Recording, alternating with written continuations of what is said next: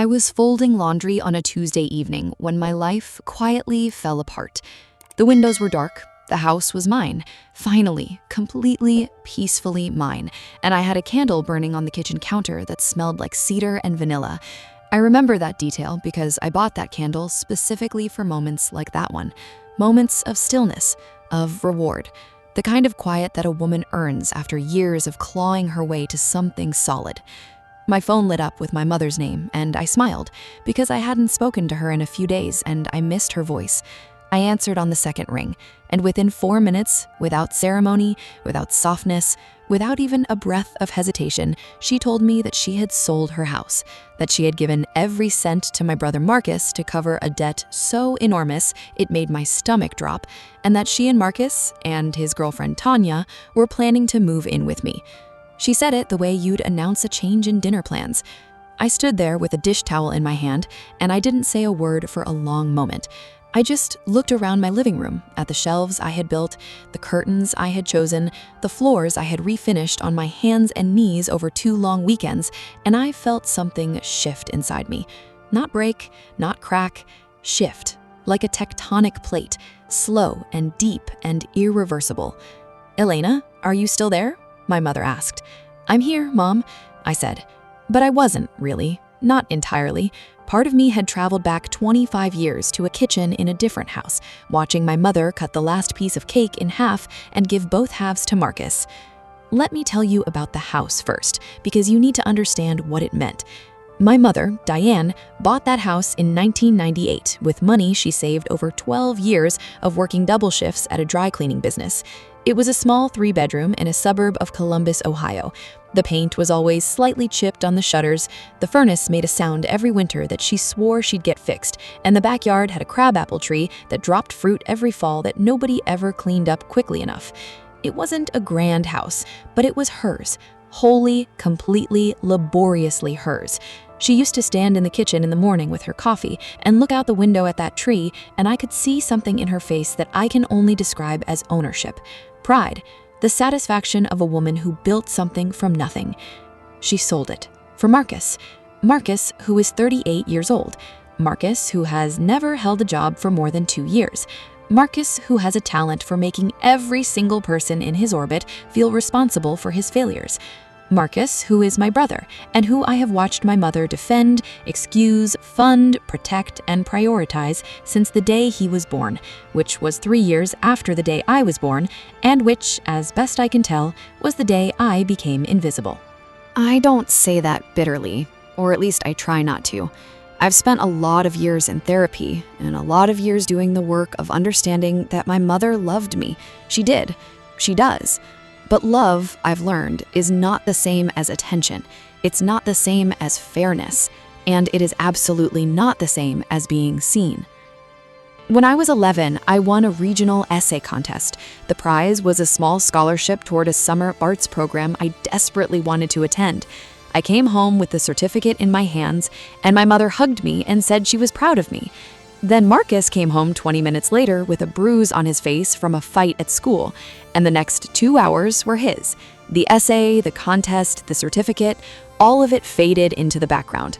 I put it in my room. I don't think she ever asked to see it. When I was 16, I worked a part-time job at a grocery store and saved $1,100. My mother borrowed $800 of it when the furnace finally gave out. She paid back $300 over the next year. The other $500 became one of those family debts that everyone quietly agrees to forget. I never forgot it. When I was 22 and trying to scrape together first and last month's rent for my first apartment, my mother told me she couldn't help because she had just co-signed a car loan for Marcus. He needed reliable transportation for the job he had at the time, the one that lasted 14 months before he quit because, and I quote, "the manager had it out for him." I moved into that apartment anyway. I ate rice and eggs for 6 weeks and I didn't tell anyone. This is the architecture of my childhood. Not abuse, not dramatic violence, just the slow, steady, dripping erosion of being the child who was assumed to be fine, the child who would figure it out, the child who didn't need as much because she never fell apart. I became very good at not falling apart. I built a career in logistics management. It took me 10 years, 3 companies, 2 relocations, and 1 brutal layoff that sent me back to square one at 31. I rebuilt. I went back to school part-time while working full-time, finished a business degree at 33, and climbed back up. I bought my house at 35, a 4-bedroom craftsman in a neighborhood I loved, with a porch that faces west so you get the evening light, and a kitchen with enough counter space to actually cook in. I put 20% down. I did it alone. Not once did my mother offer to help me buy it. Not once did she offer the way she offered, endlessly, reflexively, almost compulsively, to help Marcus. I'm not asking for equality from beyond the grave of my childhood. I'm just telling you the terrain so you understand what I was standing in when she called me that Tuesday evening and told me she had sold the house. Marcus, it turned out, had gotten into serious debt with a private lending situation, the kind of debt that doesn't come with paperwork and does come with pressure. He had borrowed money to invest in something that failed, and then borrowed more to cover it, and then borrowed from someone who made it very clear that the options were pay up or face consequences that my mother did not want to describe in detail over the phone. She had sold the house in a private sale, quick and under market, to a family who had been renting nearby and had always wanted to buy in the neighborhood.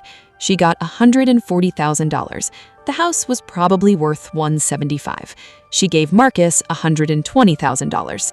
$20,000 remained, which is what she had to her name now. $20,000, no house, no planned, and apparently a daughter with a 4-bedroom craftsman. We'll just need a little time to get back on our feet. Marcus is already looking at jobs. Tanya has some waitressing experience. It won't be forever, Elena. I want to tell you that I responded with grace and clarity in that moment. I didn't. I said okay in a voice so flat it didn't even sound like mine, and I told her I needed to think and that I'd call her back. Then I sat down on my kitchen floor, just folded straight down onto the hardwood, and I stayed there for a while.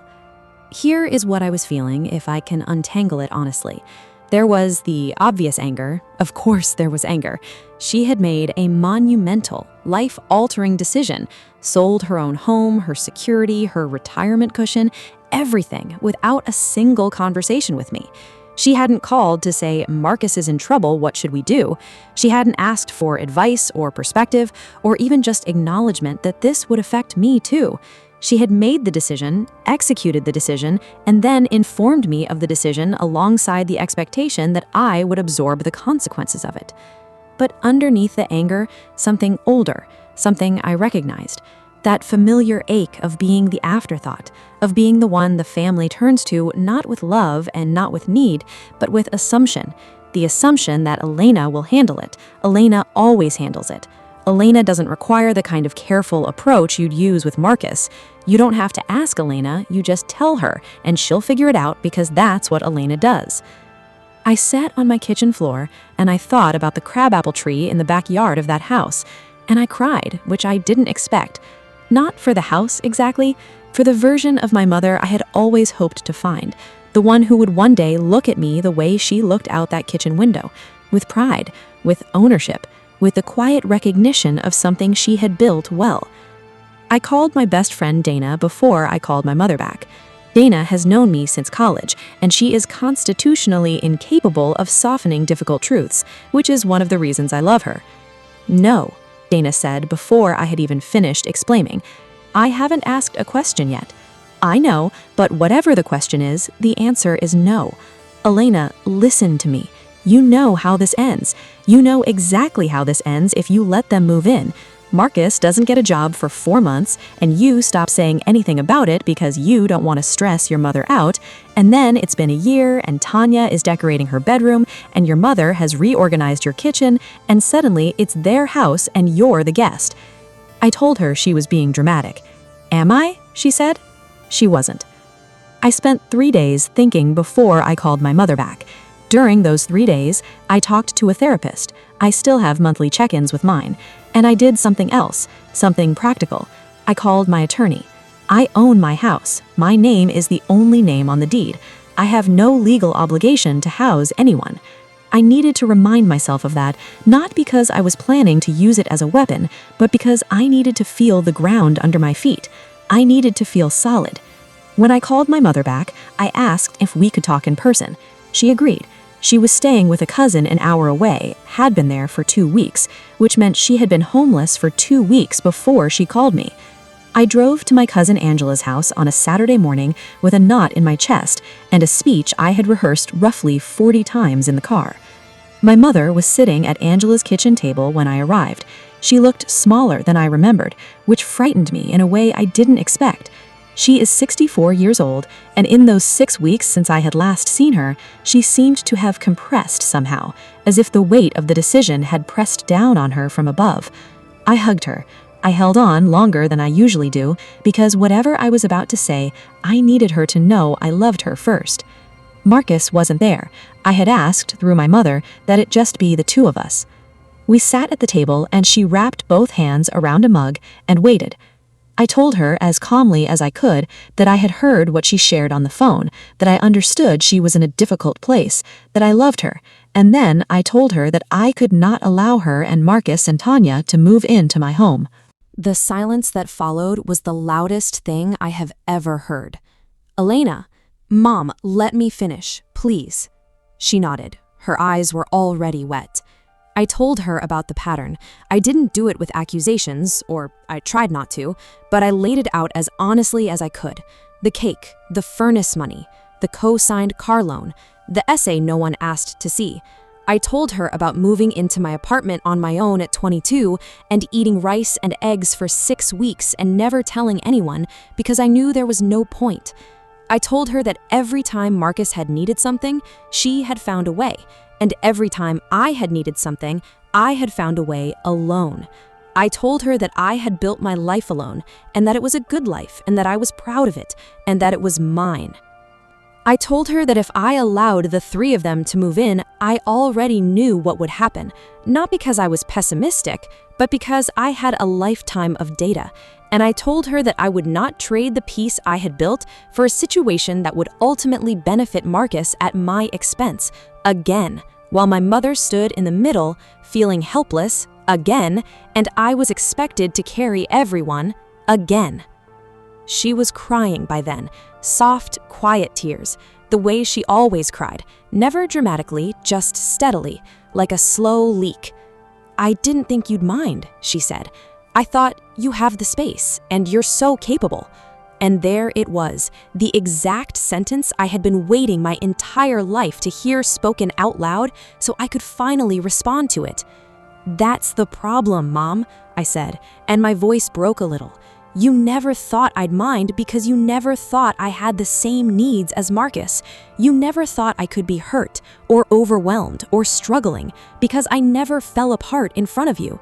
But that's not because I was fine. That's because I learned really early that there was no room for my falling apart. Marcus took up all the room." My mother put her face in her hands. We sat like that for a while. Angela had quietly left the room at some point. She is a woman of considerable social grace, and it was just the two of us in that kitchen. 36 years of accumulated silence finally becoming sound. What happened next was not what I expected. My mother looked up and she said, "You're right." Just that. Not a defense, not an explanation, not a pivot to how hard it had been for her or how much she had sacrificed or how I didn't understand the whole story. She said, "You're right." And then she said, "I have made you carry too much for too long, and I didn't see it because you never let me see it. And that's not an excuse. You shouldn't have had to protect me from knowing you were struggling." I want to be very clear that I am not a person who cries easily or often. I cried in that kitchen. I cried in a way I hadn't in years, which is to say the messy, unsophisticated kind of crying, the kind you can't make look dignified. My mother reached across the table and held my hands and cried with me, and for a few minutes we were just 2 women who had loved each other imperfectly and were finally starting to say so. It did not resolve everything. It did not undo 25 years, but it was real, and it was a beginning. Here is what we agreed to, practically, before I left that day. I had done some financial research in those 3 days of thinking, and I presented my mother with something concrete. With the $20,000 she had remaining, she could put a deposit on a small one-bedroom apartment and have several months of breathing room. I offered to cover 3 months of her rent, 3 months specifically, with a clear end date, while she looked for part-time work or explored whether she qualified for any housing assistance programs. I gave her the name of a nonprofit housing counselor I had found. I offered warmth, I offered help, I offered my support and my love. I just didn't offer my house. As for Marcus, I did not offer Marcus anything. That was a harder line, and I held it. My mother called Marcus that evening, after I left. I don't know exactly what was said between them. What I know is that Marcus called me the next day, and it did not go well. He started with guilt. Mom is 64 years old, and she has nothing because of me, and you won't even help her? I told her I was helping her. Not enough. Marcus, I've been helping this family for my entire adult life in ways you have never acknowledged and ways that, frankly, you have directly benefited from. I am helping our mother. I am not providing housing to you and your girlfriend. Then he shifted to anger, told me I had always acted like I was better than everyone else, told me my success was something I held over the family, told me I was selfish and cold and that Mom deserved better than me. I let him finish. Then I said, I love you, Marcus. I hope you find stability. I'm not going to argue with you about this. And I hung up. I want to be honest with you about how that felt, because I think people expect that moment to feel triumphant, like a movie climax where the music swells and the protagonist walks away in slow motion and everything is clean and resolved. It didn't feel like that. It felt awful. It felt like grief. Because Marcus is my brother, and even when someone has spent a lifetime disappointing you, even when you've outgrown the illusion that they'll change, losing the hope of a different relationship still hurts. I cried in my car in Angela's driveway for a long time before I drove home. I called Dana when I got home. She listened to the whole thing, then she said, I'm proud of you. It doesn't feel like something to be proud of, I told her. That's because you've been trained your whole life to believe that taking care of yourself is a betrayal of the people who take advantage of you. It's not. It's just self-respect. I've thought about that sentence a lot in the months since. My mother found an apartment. It took her about 6 weeks, and during that time she stayed at Angela's, and I visited twice, and we talked more than we had in years. Really talked, without the static of old resentments muffling everything. She started working part-time at a craft store, which suits her in a way her old job never did. She calls me on Sunday evenings now. We have developed, slowly and carefully, something that feels less like the relationship we had and more like the relationship we should have had. Honest, mutual, based on reality instead of roles. Marcus and Tanya got a room in a shared house for a while. He found work eventually, I heard this through my mother, at a warehouse distribution center. Whether it will last, I genuinely don't know. I hope it does. I hope he finds his footing. But I have released myself from the responsibility of hoping too hard. That kind of hope is expensive, and I've paid enough. My house is still mine. On Tuesday evenings, I fold laundry in a quiet room that smells like cedar and vanilla, and I look at the shelves I built, and the floors I refinished, and the porch that catches the evening light, and I feel something I am finally allowing myself to name without qualification. Peace. Just peace. I want to say something to anyone who is listening to this and recognizing something in it. Something familiar in the architecture of being the capable one, the strong one, the one the family turns to with assumption rather than respect. I want to say your strength is not a public resource. It belongs to you. You built it. And the people who have benefited from it without acknowledging it are not entitled to it forever simply because they always have been. Setting a boundary is not abandonment. It is not cruelty. It is not selfishness dressed up in therapy language. It is just the truthful, overdue act of saying, this is where I end and where you begin, and I am allowed to live in my own space. I am allowed to be the priority in my own life. I am allowed to love my family from a place of wholeness rather than sacrifice myself hollow for people who have never once asked if I was okay. I spent 38 years being the daughter who didn't need anything, and it turned out, when I finally said otherwise, the sky did not fall. My mother did not stop loving me. The family did not disintegrate. Marcus is angry with me and may remain so, and I have accepted that his anger is his to carry, not mine. What remained when I stopped carrying everyone else was something I almost didn't recognize at first, because I had never really been allowed to feel it before. It was just me, standing in my own house, whole and still, and finally enough. If you like this story of mine, please leave a nice comment and don't forget to subscribe to the channel. Thank you.